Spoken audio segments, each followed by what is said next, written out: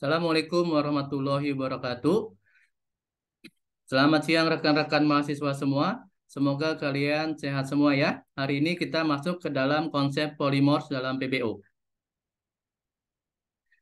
Tujuan pembelajaran, mahasiswa mampu menjelaskan konsep polimorfisme dalam PBO yang terdiri dari yang pertama adalah polimorfisme dalam deklarasi dan penggunaan objek, dalam argumen metode dan tipe pengembalian. Yang kedua, kelebihan utama metode polimorfisme. Yang ketiga, konstruktor overloading. Yang keempat, contoh diagram kelas yang mewakili pewarisan dan polimorfisme. Oke, sekarang kita masuk ke dalam konsep polimorfnya. Nah, pada konsep ini merujuk pada kemampuan objek untuk menerima dan merespon pemanggilan metode dengan nama yang sama, tetapi dengan implementasi yang berbeda. Memungkinkan objek yang berbeda memiliki perilaku yang berbeda saat metode yang sama dipanggil. Kelebihan metode polimorfisme. Di sini kita ada 5 ya. Yang pertama adalah fleksibilitas, di mana pengembang untuk membuat kode yang lebih fleksibel dan mudah diperluas, yaitu dengan menggunakan polimorfisme.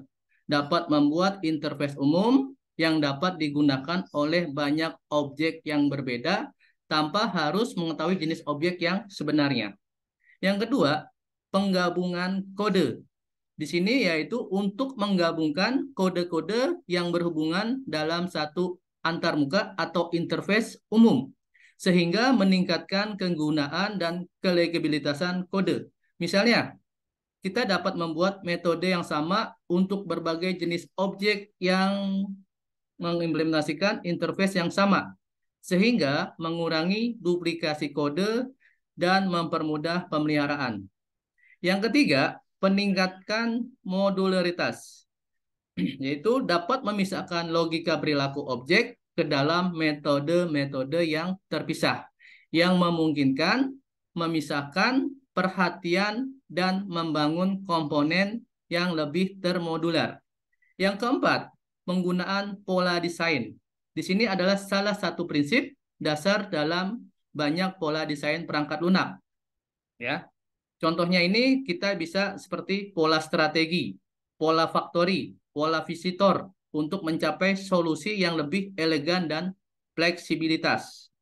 Yang kelima adalah entesibilitas, yaitu untuk dengan mudah menambahkan jenis objek yang baru yang mengimplementasikan interface yang sama atau antarmuka yang sama tanpa mempengaruhi kode yang ada.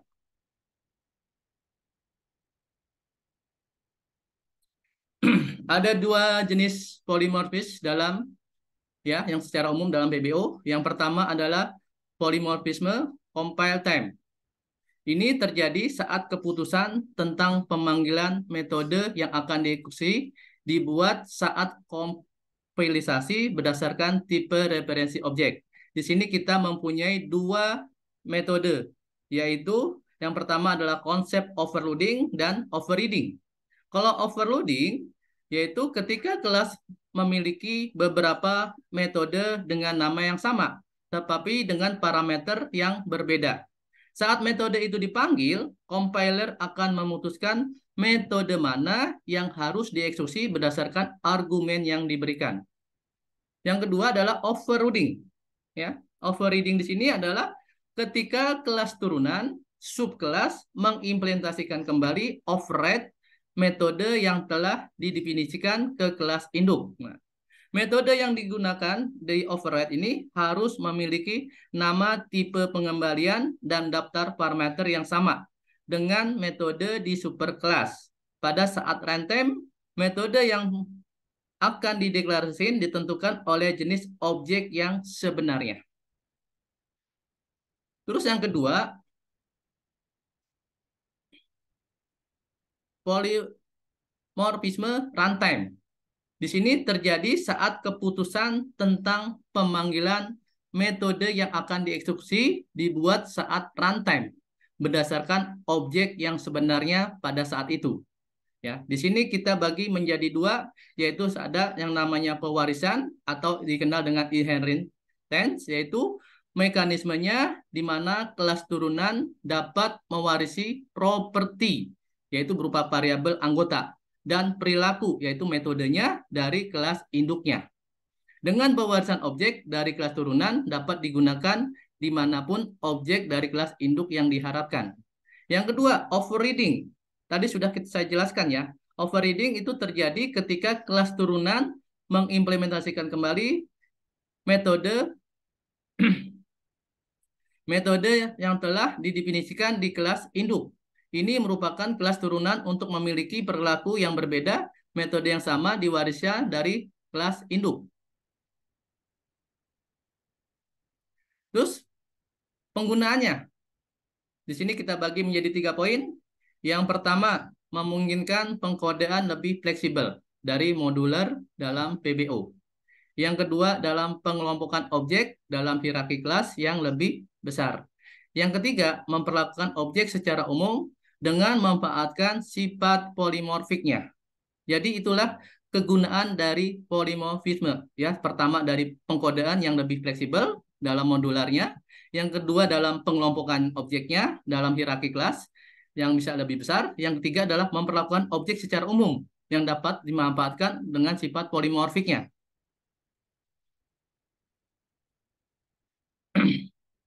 Polimorfisme dalam deklarasi dan penugasan objek dalam argumen metode dan tipe pengembaliannya. Yang pertama adalah deklarasi dan penugasan objek.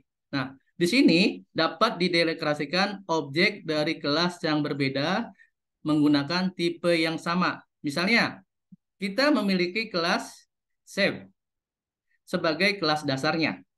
Kemudian dideklarasikan objek dari kelas turunan seperti circle dan square sebagai objek tipe shape.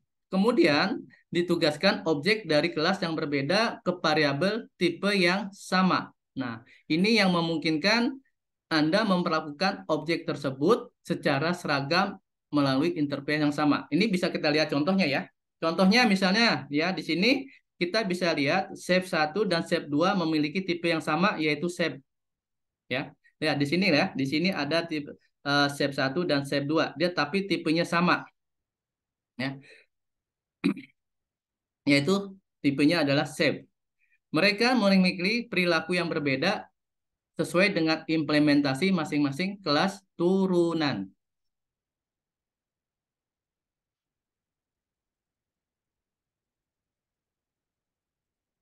Yang kedua, argumen metode.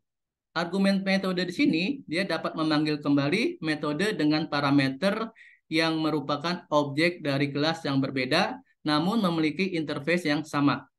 Memungkinkan untuk memperlakukan objek-objek tersebut secara seragam melalui interface metode yang sama. Nah, ini contohnya bisa kita lihat ya.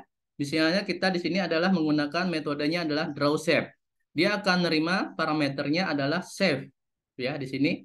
Terus dia akan menerima dengan metodenya tipenya shape. Tetapi pada saat dipanggil dengan objek cycle dan square, metode tersebut akan memanggil metode draw sesuai dengan implementasi setiap turunannya. Jadi bisa dilihat pada contoh gambar di samping ini ya. Di sini dilihat di sini kita akan membuat metodenya dulu, yaitu metodenya adalah draw shape dengan tipenya adalah shape. Ya. Kemudian kita panggil objeknya yaitu di sini ada objeknya berupa cycle dan square. Nah, metode ini akan dipanggil sesuai dengan implementasi di setiap kelas turunan. Oke? Oke, next. Kita berikutnya lagi. Yang ketiga adalah tipe pengembalian. Pada tipe ini, metode dapat mendeklarasikan metode dengan tipe pengembalian yang merupakan tipe kelas dasar. Tetapi metode tersebut dapat mengembalikan objek dari kelas turunan yang berbeda. Contoh, bisa kita lihat di sini, ya, contohnya di sini di samping metodenya adalah create shape. Dia akan memberikan objek circle dan square yang merupakan turunan dari shape yang tadi ya. Kemudian metode tersebut dideklarasikan tipe pengembaliannya sebagai shape, metode tersebut dapat mengembalikannya. Jadi lihat dalam contoh program di samping di sebelah ini ya. Di sini adalah metodenya, pertama kita create metode shape, kemudian dideklarasikan menjadikan objek yaitu create shape, dan create shape yaitu objeknya adalah cycle dan square. Ya. Oke, next berikutnya. Sekarang kita masuk ke dalam konstruktor, overloading, prerequisite, dan superclass konstruktor. Nah, ini adalah kemampuan untuk mendefinisikan beberapa konstruktor dengan nama yang sama, tetapi dengan parameter yang berbeda di dalam sebuah kelas. Contohnya, misalnya kita mempunyai kelas yang namanya mobil, dengan atributnya adalah merek dan tahun. Nah, di sini kita dapat definisikan beberapa konstruktor untuk menginisiasikan objek mobil dengan berbagai kombinasi. Nah, di sini juga saya tambahkan note ya. Ketika kita memiliki 3 konstruktor yang berbeda untuk kelas mobil, konstruktor yang pertama tidak memiliki parameter. Konstruktor yang kedua, dia hanya memiliki 1 parameter yaitu merek. Dan konstruktor yang ketiga, dia memiliki 2 parameter yaitu merek dan tahun. Nah, dengan menggunakan overloading konstruktor, kita dapat membuat objek mobil dengan cara yang berbeda tergantung dari konstruktor yang diinginkan. Nah, ini contohnya bisa dilihat pada gambar di samping sini ya. Di sini kita bisa lihat ya gambarnya ya. Jadi gambar di sini ada keterangan seperti ini ya, netnya ya. Oke, kita lanjut ke berikutnya lagi. Nah, di sini juga ada namanya konstruktor overloading ya, dan superclassnya. Sekarang kita masuk ke superclassnya. Superclass konstruktor. Nah, di sini konstruktor dari kelas induk atau superclassnya. Konsepnya polimorfisme ketika kita membuat objek dari kelas turunan atau subkelas, konstruktor superkelas juga dipanggil secara otomatis untuk melakukan inisiasi dari superkelas. Misalnya, kita memilih kelas induk hewan dan kelas turunannya adalah kucing yang merupakan subkelas dari hewan. Kita dapat definisikan konstruktor di kedua kelas tersebut seperti gambar di samping sebelah ini ya. Di sini bisa kalian lihat ya. Jadi kita sudah memiliki kelasnya dulu. Pertama kita memiliki kelas induk hewannya, kemudian kita memiliki kelas turunannya adalah kucing. Nah, kemudian dari ini kita baru dapat definisikan konstruktor dari kedua kelas tersebut. Oke, next berikutnya. Nah, ini ketika kita akan membuat objek kucing, ya, seperti jadi kita akan membuat objek kucing ya. Contohnya di sini adalah kucing, new kucing ya. Kita akan membuat objek barunya, new kucing. Nah, setelah ini akan dihasilkan outputnya menjadi konstruktor hewan dan konstruktor kucing. Nah, di sini akan saya kasih catatan di sini bahwa ketika objek kucing dibuat, konstruktor kucing dipanggil terlebih dahulu. Tetapi konstruktor subkelasnya yaitu hewan, dipanggil secara otomatis sebelumnya. Ini memastikan bahwa inisiasi kelas induk juga dilakukan saat membuat objek kelas turunan. Contoh diagram kelas yang mewakili pewarisan dan polimorfisme. Nah, dalam contoh ini terdapat 3 kelas utama. Ya, jadi kita ini ada 3 kelas utama. Yang pertama adalah vehicle, kelas vehicle, car, motorcycle. Kelas vehicle merupakan kelas induk atau superkelasnya yang mewakili konsep umum dari sebuah kendaraan. Kelas car dan motorcycle adalah kelas turunan atau subkelas yang mewarisi sifat perilaku dari kelas vehicle. Ketika kelas vehicle memiliki metode start engine yang memiliki tindakan untuk menghidupkan mesin kendaraan, metode ini dapat diimplementasikan dengan cara yang berbeda untuk setiap jenis kendaraan. Seperti kita akan menghidupkan mesin, mobil, atau motor. Pewaris ditunjukkan dengan panah mengarah dari subkelas ke superkelas. Dalam contoh ini adalah car dan motorcycle yang mewarisi sifat dari perilaku physical. Dalam contoh ini, kita dapat memanggil metode start engine-nya pada objek yang merupakan instansi dari car dan motorcycle yang masing-masing objek akan merespon dengan cara yang sesuai dengan jenis kendaraan itu sendiri. Kesimpulannya, kita 3 kesimpulan. Yang pertama, polimorfisme adalah konsep dalam pemrograman berorientasi objek, di mana objek dari kelas yang berbeda dapat diperlakukan secara serupa dalam konteks overloading, konstruktor, dan konstruktor overclass. Yang kedua, penggunaan polimorfisme memungkinkan pengkodean yang lebih fleksibel dan modular dalam PBO. Dengan menggunakan polimorfisme ini, kita dapat mengelompokkan objek dalam hierarki kelas yang lebih besar dan memperlakukan objek secara umum dengan memanfaatkan sifat polimorfiknya. Yang ketiga adalah metode polimorfisme yang memberikan fleksibilitas dalam modul yang tinggi dan pemrograman yang berorientasi objek, yang memungkinkan pengembang untuk membuat kode yang bersih, mudah dipelihara, dan mudah diperluas. Nah, mungkin itu kesimpulan yang dari saya. Nanti rekan-rekan mahasiswa bisa menambahkan lagi ya. Jadi saya masih ada kemungkinan keterbukaan jika nanti mahasiswa akan menambahkan kesimpulan, silakan. Nah, sebelum kita tutup nanti kalau memang itu nanti di link itu sudah saya kasih tugasnya ya. Jadi kalian nanti tinggal kerjakan tugas yang sudah ada di learning. Tinggal kalian kerjakan. Ingat di situ ada deadline pengerjaannya. Jadi jangan sampai kalian telat mengerjakan dalam deadline ini. Oke, sampai di sini pertemuan kita. Semoga apa yang saya sampaikan bermanfaat bagi kita, bermanfaat bagi kita semua sebagai tabungan kita di akhirat nanti. Assalamualaikum warahmatullahi wabarakatuh.